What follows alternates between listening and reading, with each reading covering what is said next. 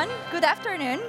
I'm Manuela, an investor in sustainable innovation reshaping the food system. I'm thrilled to be here today presenting this panel on harnessing harnessing technology for sustainability. We'll have 3 super exciting sessions, and basically we'll be speaking about how business can leverage data to improve their operations, meet their sustainability goals, and also achieve business success. And we'll particularly be looking at how important it is to include diverse and multiple voices to make sure that we're fostering a future where technology is empowering everyone, including the most vulnerable, to tackle big global problems. And to begin this conversation, I'm very happy to welcome on stage Elena, who is just today launching a new platform about land restoration, and she will tell us all about it, and she will demonstrate how data can drive accountability and real impact in the world.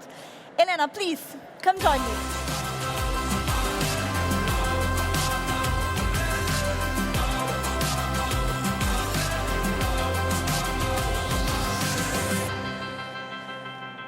Welcome and good afternoon, Elena. Thank you. Well, maybe about we begin about you telling us just a little bit more about yourself and what motivated you to launch your business. I was born and raised in the Arctic, right on the polar circle. So I was one of those kids that went to school in winter in complete darkness with minus 30 degrees and dressed up literally like a cabbage in layers of clothes. I also spent summers in complete light when the sun didn't go down. And when I was 3 years old, my parents bought a small piece of land outside of the city to embark on a crazy, risky journey of Arctic agriculture. I'm calling it crazy risky because the growing season is only 2 months and you literally never know what you're going to get. So I was connected to the land ever since I was a little girl. And even though my task was to take out the weeds, and I genuinely hated it, I still learned about growing food, and I got to eat tons of strawberries, so it was a win-win. 15 years ago, I moved to Belgium, and I spent a decade at MasterCard working in technology, and then the pandemic happened. And 2 things happened together with the pandemic. First one, just before I became a mother of 2, and I seriously started considering what is the impact that I have and what is the world that we are living for our children. And the second thing happened is the Arctic started melting really fast. My mom still lives there, and she was calling me and telling me all those crazy stories like that the temperatures in winter are 0 degrees and the ice on the river doesn't freeze. It's outrageous. And in summer, the temperature was 30 degrees with no rain for 2 months. Never happened before. And for me, that was a kick in the butt. I realized there is no time to postpone anything. The time to act is now. And back then, I got a message from now my colleague and co-founder, Frederick Verstraete, and we met for lunch.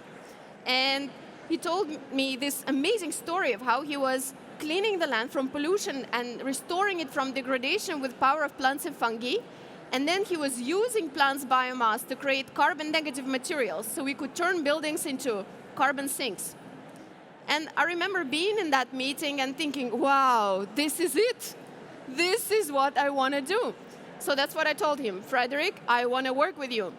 And he said, well, that's great, but you work at MasterCard with a very nice paycheck, and I can't pay you. So here we are, 3 years after, on a mission to create the largest nature-based soil cleanup and to regenerate at least 1 million hectares of land in the process. That's wonderful, so inspiring. Yes, please, one round of applause for Elena. Yeah, and very interesting how you're coming from the big cold as well. I myself come from Brazil, so let's say pretty opposite, life experiences in there, but can totally relate to how bringing kids to the world can also change your perspective and the need to create a better future. And I want to know a bit more maybe about your work now. Can you tell us just a bit more about what it is that you're doing? And also, I'm very curious because I couldn't help but notice that you brought in some physical products on stage. It would be great if you can tell the story behind them and also present them to the audience. Absolutely. So first of all, a disclaimer. I do realize this session is about data and tech and AI. and we'll get there in just a moment. And I apologize genuinely, but I'm going to give you a crash course on the physical world first in 1.5 minutes. And to do that, to explain it better, I have a short video to show you. For decades, construction and agriculture have been at odds with nature, depleting resources, degrading land, and leaving pollution behind. Businesses knew change was necessary, but sustainability was often seen as a cost, not as a solution. That's where we come in.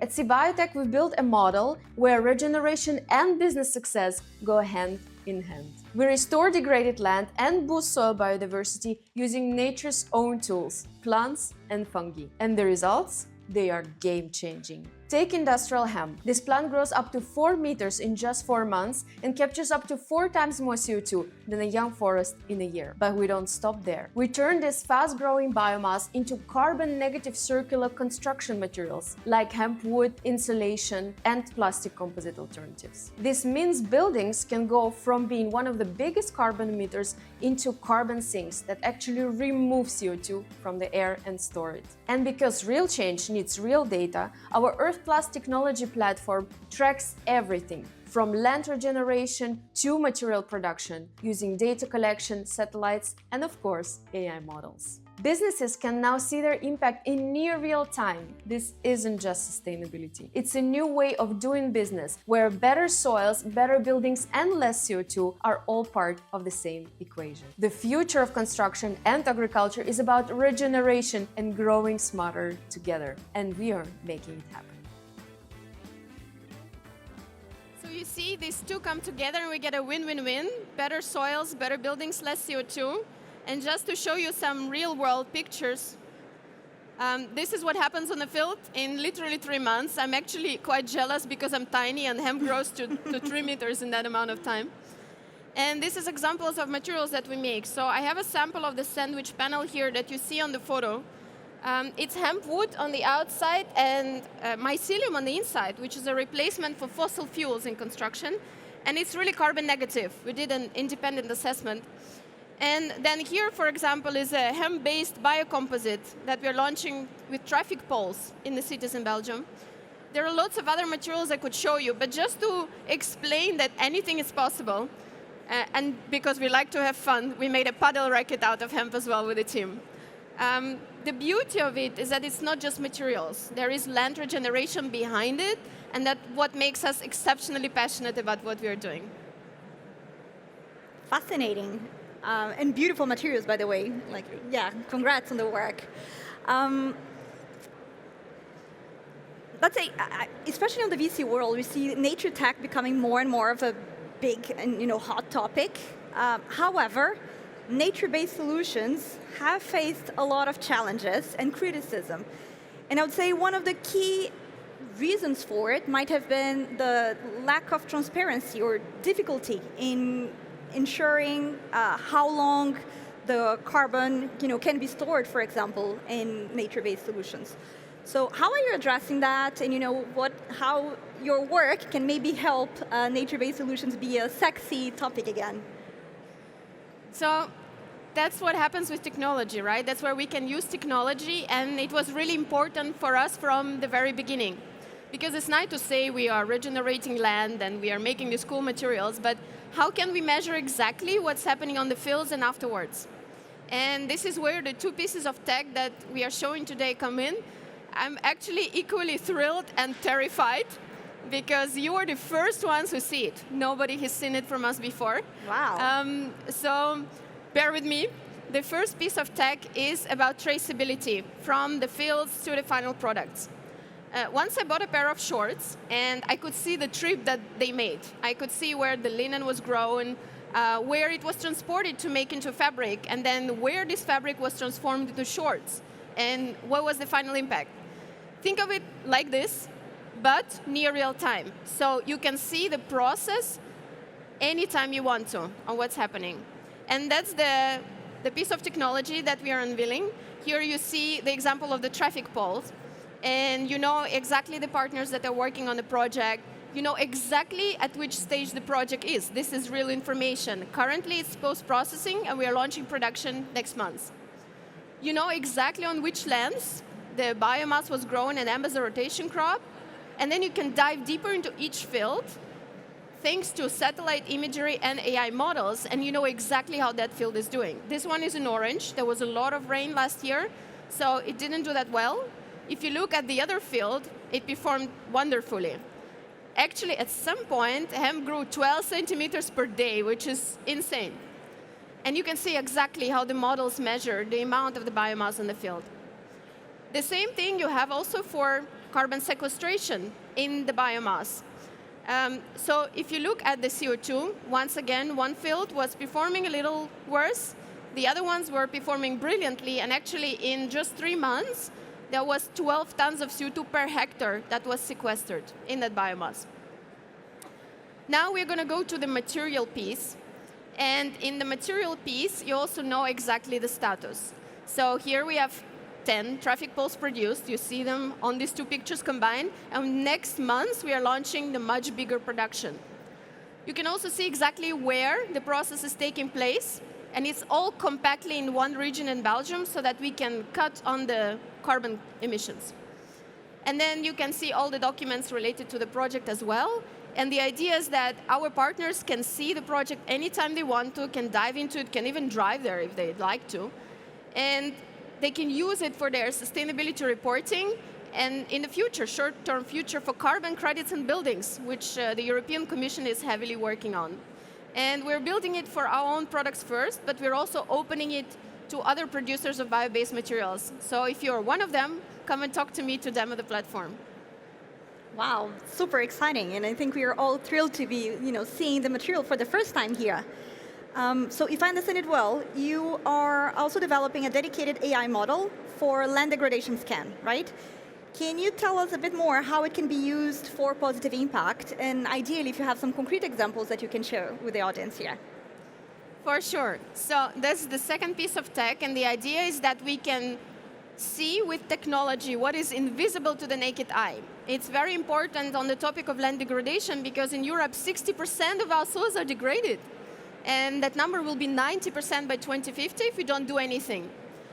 However, soil degradation is invisible until it becomes a desert. So how can we use satellite imagery, AI, and data to tell us what we cannot see with the naked eye? That was the idea of the land scan that we've done. And actually, the team finished it just 2 days ago, so it's as fresh as it could be.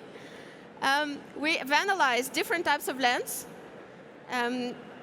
industrial, agriculture, nature, but for the sake of it, I'm just going to show you an agricultural piece so we don't turn this into a lecture. We've analyzed that agricultural land in Belgium, the little red dot that you see on the picture. And let's see what the models show us. It looks absolutely normal. First, we look above the ground.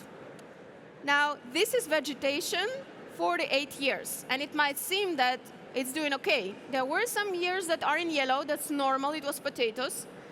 There are years in green, that's wheat, and that's hemp in the last year. However, if you look at the vegetation and the plants above the ground, over the years, here, you see there is an enormous drop. So hemp didn't offset what was happening for the rest of the year, and that was due to enormous water stress on the fields. Now, if you look at chlorophyll, and chlorophyll is the main responsible for plant growth, the more chlorophyll, the bigger the leaves, the more photosynthesis, we will see that it's dropping too. So let's see what's going on in the soil besides climate change and water stress, and what's the impact, what's the reason behind. We check salinity, that's salt, impacts soil fertility, it's still below 0, it's okay. We check the soil acidity, which impacts plant nutrient uptake. And the ideal range is between 6.5 and 7.5.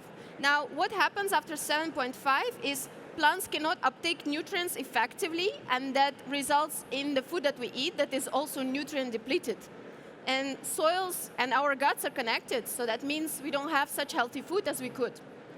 Here we see a little improvement. However, we need proper land management, that we don't add additives that are with high pH. That's where we start running into issues. Soil organic carbon is quite low for this land. It's below the optimal 2.5 to 5. It's between 1.5 and 2. And that means we need regenerative agriculture practices here, like less tillage, cover crops, to restore carbon in this land. That's one of the reasons why we are not seeing vegetation going down. And this piece really shocked me. This is water erosion. So on 1 hectare of land, imagine this, we are losing 5 tons of soil every year on 1 hectare. That's cumulative loss in 7.5 hectares in 8 years. 290 tons, that's huge. That's the most nutrient soil we have, and it's just washing off, and we don't even see it. And sometimes it takes 100 years to build just 1 centimeter of soil. So imagine how critical water management is for the land. Overall, the soil degradation here is still pretty mild, and that's normal for Belgium. However, we really want to translate that into economic impact, meaning land value and land productivity. And if you look once again at the growing season, we might think things are improving. We went from red into the green in the last year. But if you look at the land productivity as a trend, in the last 8 years, it decreased by 25%. I mean, we hear this from farmers and from companies that yields are going down, but now we can really quantify it. We can really see how urgently we need to act. And that's where data and technology and AI can help us, because they can guide us into what's happening below the ground and what are the best actions to take for soil regeneration. It's better to regenerate the land when it's slightly degraded, not when it becomes a desert. Meaning we should act as fast as we can, of course. Yes. Thank you so much, Elena. Maybe you have one ask for the audience here. You can tell them, how, if they want to help you, what might it be possible for them to do, and what is it that you need. So hopefully some of them might approach you after this panel as well and offer contribution to what you're building. Well, if you're into tech like this, and if you're interested in scanning the land, we are opening the AI scan just for 2 partners at this point, very, very exclusively. So if you own the land, or your city or your company owns the land, and you want to test these models together with us, please do reach out. And then if you also want to criticize it, please do reach out as well. I want to get all the criticism that we can have so we can improve it much further and make them even more insightful. And maybe on a completely opposite note, at 2:30, in the bookstore, we have a book signing session for The Customer is the Planet, a book that we wrote with 16 amazing co-authors. And many of them are going to be here today as well. So if you have some time at 2:30, please pass by the bookstore and let's say hi to each other. We'd love to see you. Wonderful. Thank you. I'm looking forward to reading that. Warm round of applause for Elena. Thank you so much, Elena.